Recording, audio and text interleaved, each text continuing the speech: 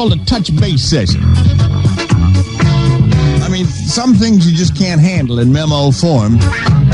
That's why a lot of times you get all the boss jocks together. And we do it big time when we do it. Not in some stodgy conference room. But we usually get a private meeting room in a big downtown restaurant.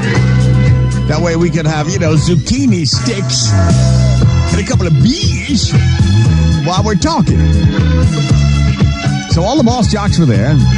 Each one was offering his views on what, it would take to make DC101 a better station. Some guys were talking, well, what we need is a greater one.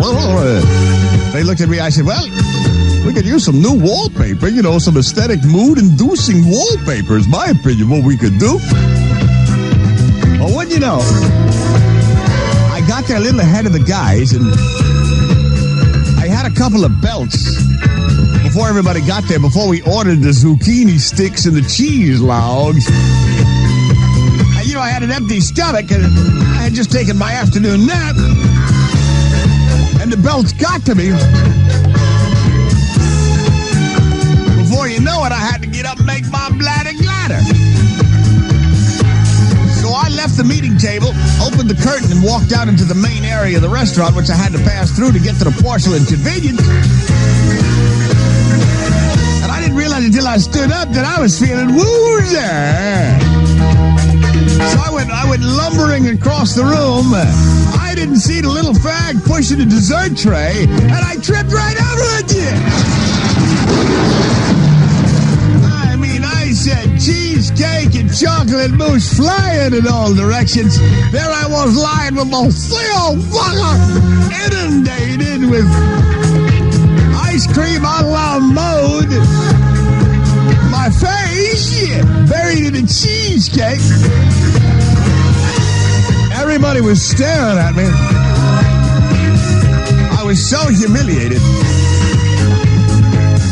I made the mistake of trying to help the guy pick stuff up. I said, here, let me help you. And I couldn't hang on. I had the dropsies. I said, let me help you with this cheesecake here. Let me help you with this cruller. Let me give you this bowl of Jell-O here. He said, sir, if you would just allow me. By this time, pandemonium was breaking out of the place. Everybody had their heart set on something from the dessert cart. There I was smashing it. I turned around walked to the bathroom. I didn't realize that there was a guy standing behind me with a big punch bowl just full of punch. And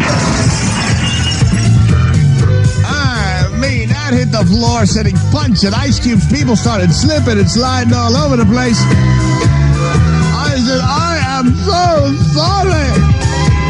The maitre d' said, now see here. And he turned around, spun me around by the shoulder, but I just reeled on my feet. I said, hey, he said, you disgusting pig.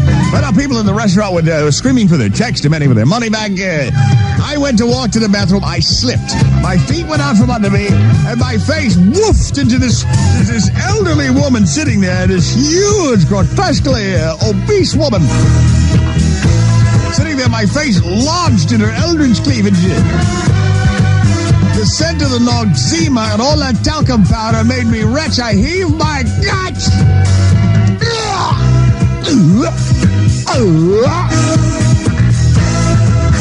There she was, mortified. Her husband, an old geezer, started raining ineffectual blows on my broad back as three waiters and the maitre d' grabbed me. Well, fortunately, the guys at the station heard the commotion going on, and they came running out of the meeting, and the boss jocks rallied around me. They said, leave him alone. He's just had one too many. They'll make a federal case out of it.